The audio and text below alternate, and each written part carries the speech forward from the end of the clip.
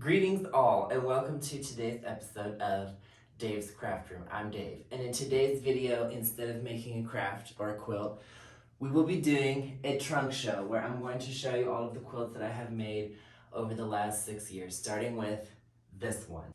The name of this quilt is Ding Dong by Dave, and it's actually the whole reason why I even know how to quilt in the first place, is because I wanted a t-shirt quilt.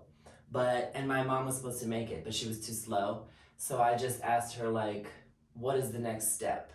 What is the next step? I'll just do the next step and then she'll take over. But I ended up doing the whole thing.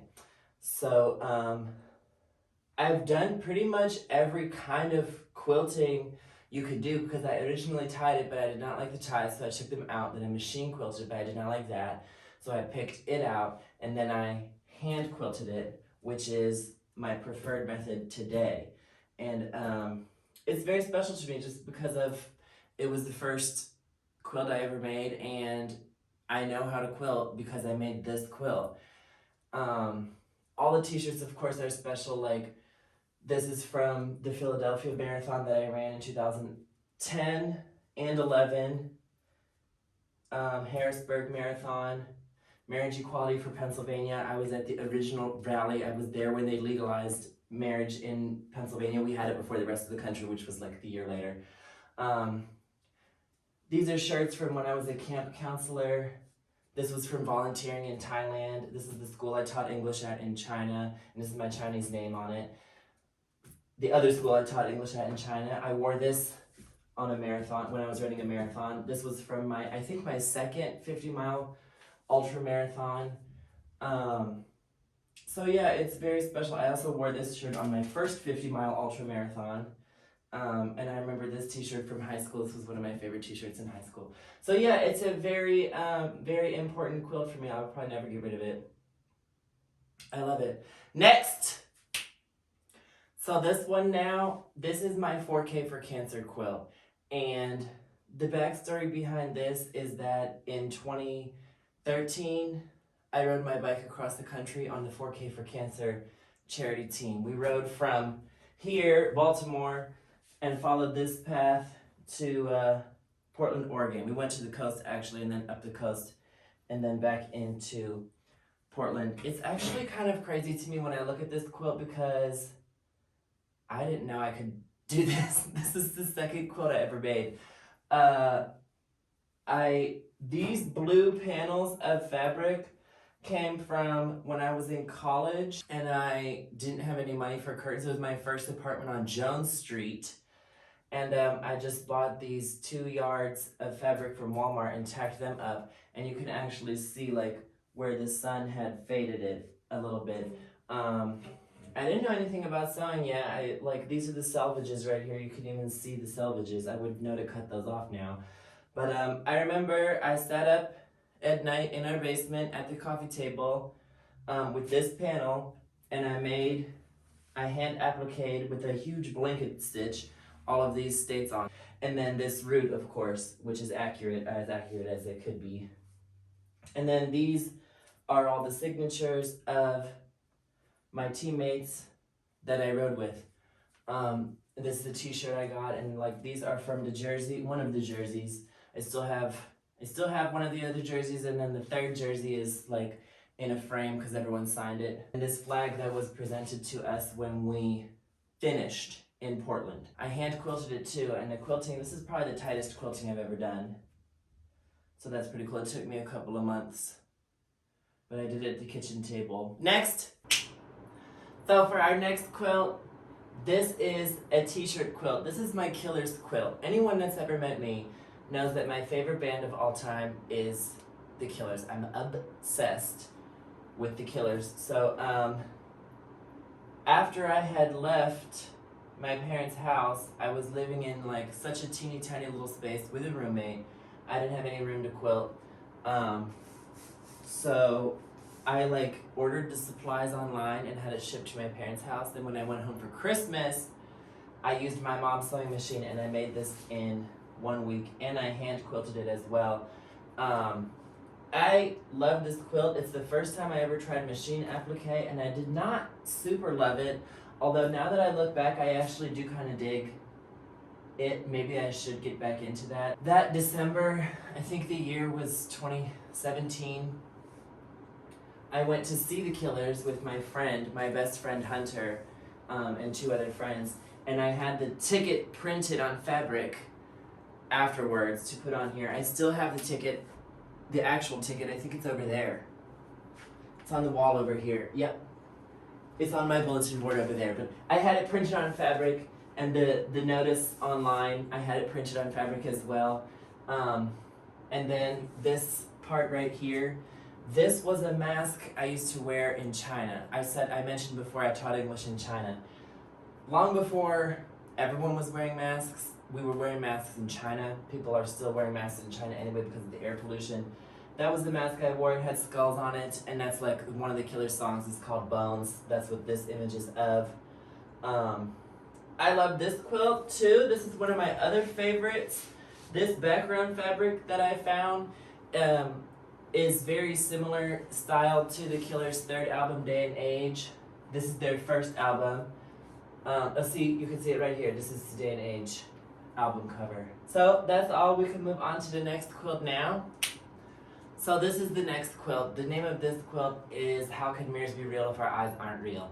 And this quilt is made out of socks. The backstory of this quilt is I was coming home after about a year and a half in a different city. I was coming home to visit for like I think a week or something. And I wanted to make a quilt. I still did not have my own quilting set up in my apartment because it was too small. But I compiled all these socks. It's like 90% sock. Like look, this is bandana, this is necktie, but it's mostly sock. And I even included the heels on some of them, which I think is hilarious. And I designed this quilt. I did not use a pattern. I designed it based off of all of these sketches that I used to draw when I was in school, or still actually to this day when I'm in meetings. I draw these like woven pipes, I guess. So I wanted to make a quilt. I didn't understand value at the time, and that your design pops if you organize your blocks according to value. I did not know that. So it does kind of look muddy. It kind of gives you a seizure, but it's kind of actually my style to do that. You'll see on my future quilts. I hand quilted this, so let's go on to the next one. So this is my next quilt. The name of this quilt, I call this pattern Why Buy One When You Can Get 2 for twice the price. And I made this quilt in my new house in New Mexico that I had just moved into. I moved in there a month or so early before my roommate. And I didn't have any furniture. I didn't have anything. But I wanted to make a quilt. I was bored. So I bought all of these like shirts, all of this fabric, but some of it was from shirts and neckties and other random things that I got at Goodwill in the town I was living in. And it's constructed basically like this. You could see this huge strip. I strip pieced like this, long strips, and then I basically put it together like a log cabin block, where you have the center and then you sew this on, and then that onto there, and then this onto that, and then you just make it bigger, like that. So that's it, and then I applicate on like random t-shirt things that I just thought were like funny. Like this one says I'm out of oxygen, and that one says late night breakfast, and then there are zombies. I hand quilted this with embroidery floss. I didn't take the embroidery floss apart or nothing. I love this method. I love seeing the huge stitches. I wouldn't call this shape a rectangle, and I don't think you can see it very clearly on the video, but I can see in person that it's thinner at the top than it is at the bottom. That's my only qualm against this quilt. Otherwise, I love it. I still love it, actually. It's just not a rectangle. I was at the kitchen counter. I didn't even have a table. We had like a breakfast bar in our kitchen, and that's where I had the sewing machine set up. And then I laid all the piecing out on the living room floor where there was we didn't have a couch. I kind of like the memories of like, it's the first quilt I made in that house. So let's move on to our next quilt. So this is a crazy quilt. Many quilters will be familiar with the old like I think 19th century and early 20th century Victorian crazy quilting craze where they took fabric scraps like this and appliqued them with like beautiful embroidery stitches onto a foundation and then sewed it together, and that was their quilt. They were pretty famous. Any quilt museum usually has some. In fact, my mom has one as well that's deteriorating. They're usually deteriorating now. So that's what inspired this quilt. I actually took a queen bed sheet. That was my foundation. I think these are scraps from like the previous quilt. And also in the mix is like t-shirts that I had. Like this was a hoodie I used to have. And this is part of it too, and that. Now that I think about it, I just remembered. This was the last quilt I made in that house. And then I didn't finish it until moving into the next house. I hand quilted everything. I sewed all the pieces onto the foundation. Then I put a blanket inside and batting because I wanted it to be very, very thick. It's like a comforter. And then I hand quilted it. I went all the way across going one way. Then I went up and down going one way. And then I also went diagonal both ways across it. Not very tight, but I love this quilt. I think it's really cool. This is towel. This is like basketball shorts that I used to wear. This was a Henley. This was a shirt I used to run in. This was a Dare t-shirt, I think. Remember Dare? So it's sourced from all over the place, and this is a sock. The name of this quilt is called Be Cool Soda Pop. And that's a quote from Veronica Mars. This quilt conjures Veronica Mars to me because I remember sitting on my bed, sewing it, and watching Veronica Mars. So yeah, let's move on to the next quilt. So this is my next quilt. This quilt is titled Brain Transplant. The back of it is black and white plaid flannel. I love using flannel for backing. And then I don't remember what the batting is. Probably just like cotton or polyester. These are all bandanas or handkerchiefs, I guess, that I tie-dyed. And it was right around the very beginning of the pandemic. So we were all starting to wear masks. I had my friend over and we were in my garage and we were tie-dyeing masks and bandanas. I originally wanted to use the bandana like a mask, but then I realized like bandanas not really work as a great mask. So instead I just sewed them up and made it into a quilt. I really like it. That one is ugly, but all the other ones are really cool, and like this is a rag that says make it a double, and again like I'm noticing a trend. I never really thought about this, but I put like stuff from t-shirts on a lot of my quilts. Like that's what all this crap is. This was like a t-shirt from a barcade in Spokane, Washington that I went to with my friend. This patch just says Be Gay, Do Crime. That this was a hoodie. The hoodie didn't really fit, but I silk screened this Be Gay, Do Crime logo on it. That was an early project where I was learning how to silk screen. Like, look. I did it on this apron too. I had made the silk screening panel. It didn't really take to silk screening. I don't do it anymore. I actually use this every day. It goes on my couch. Next! This is my next quilt. This is my Polaroid quilt, and I absolutely love this quilt. I got this idea, I copied it essentially from a post I saw on Reddit. These were all Polaroid photos that I put together, and the fabric comes from all over, including eBay. I mean, there's like old t-shirt in here, there's like just every source you can think of, and I just think it's so cool.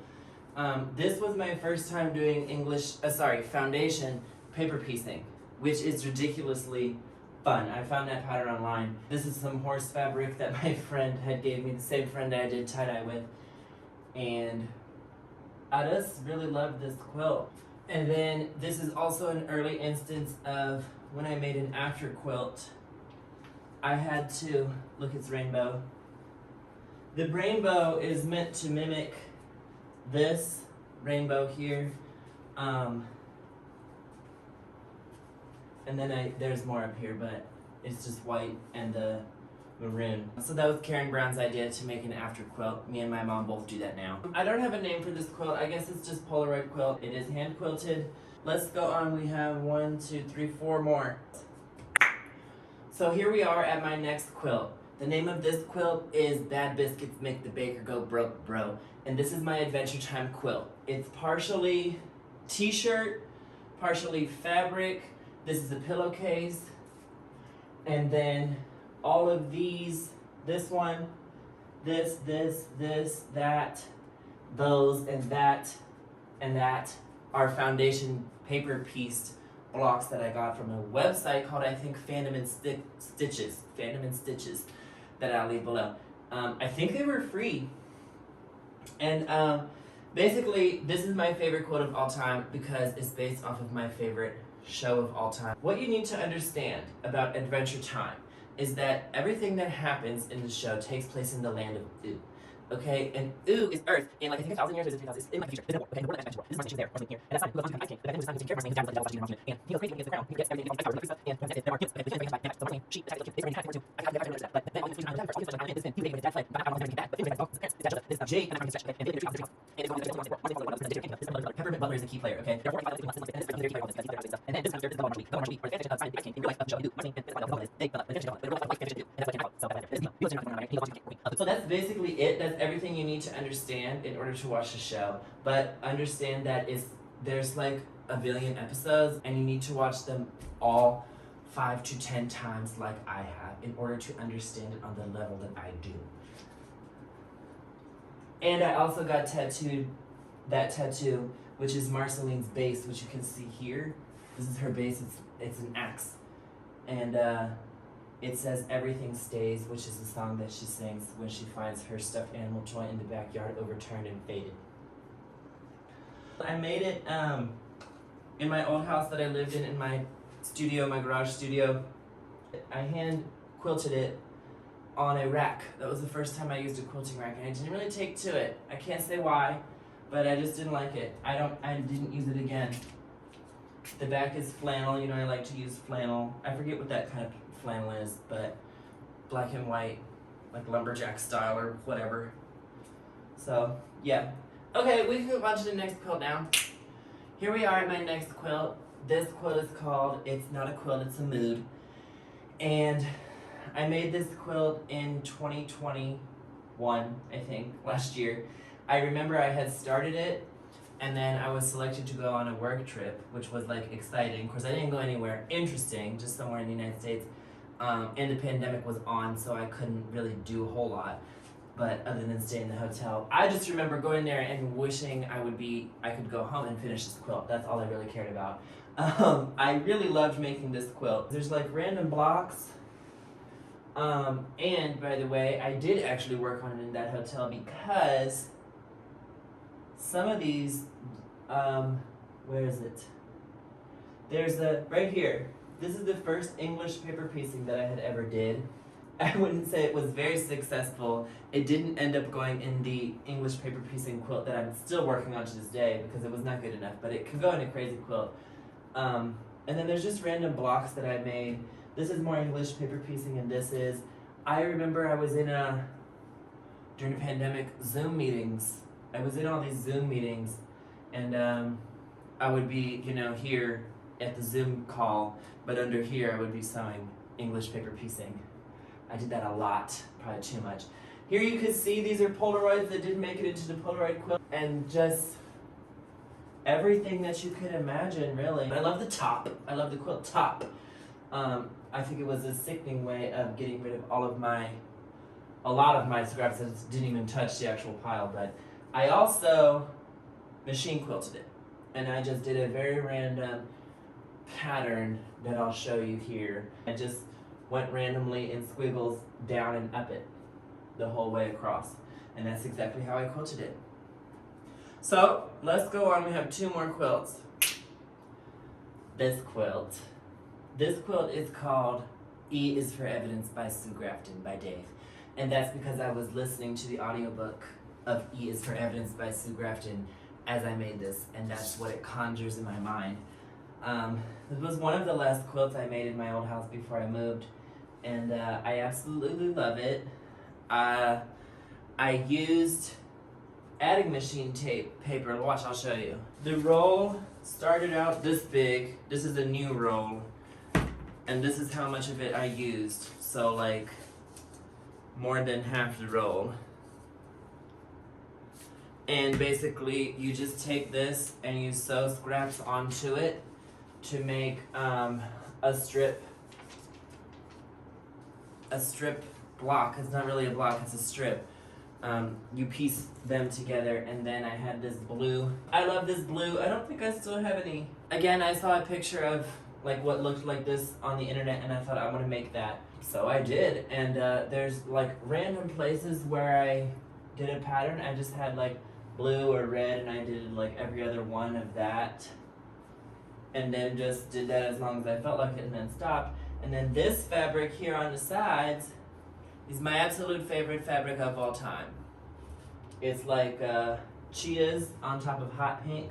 It's a full-sized quilt, and I use it on my bed to this day. I went and got it off of my bed before I hung it up. I haven't switched to Tiffany the Franken quilt yet. Okay, it's time to say goodbye to E is for Evidence, and let's go on to our last quilt. So this is the last quilt I made in my old house before I moved here and set up my new craft room and my YouTube channel. It's not too terribly exciting if I'm honest. The name of this quilt is New Mexico Devereaux Dupree 10,000, the 3rd, 4th, 5th, 6th, 7th, 8th, 9th, and 10th.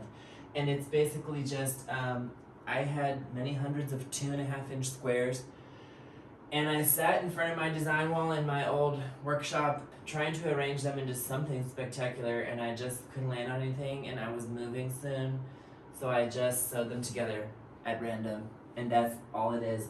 And then I wanted to do a batting experiment.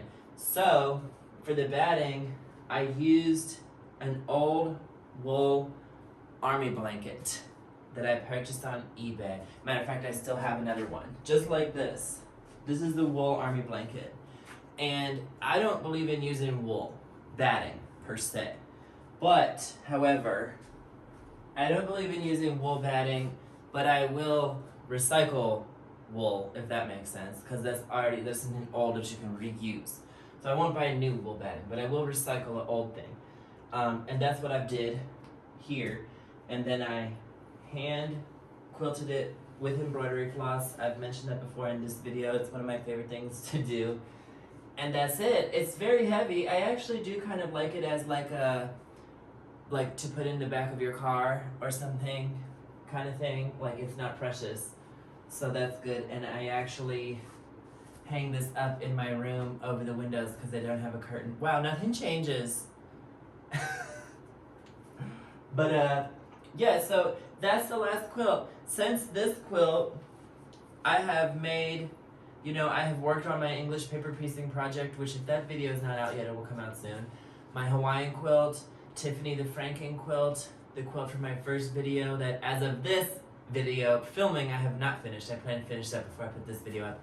So I don't know the name of that one yet. But yeah, quilting is pretty much, this is less than half of my quilts. I have like 10 or so more in a storage facility that I left in New Mexico. The one, I made one for a friend that had been in the military out of her military uniforms. That one turned out really cool. All of my quilts are journeys, okay? Or moods, if you will. And I love thinking up creative names for them. So yeah, thank you for joining me on this edition of Dave's Craft Room for my trunk show. I have had a fantastic time, and thank you.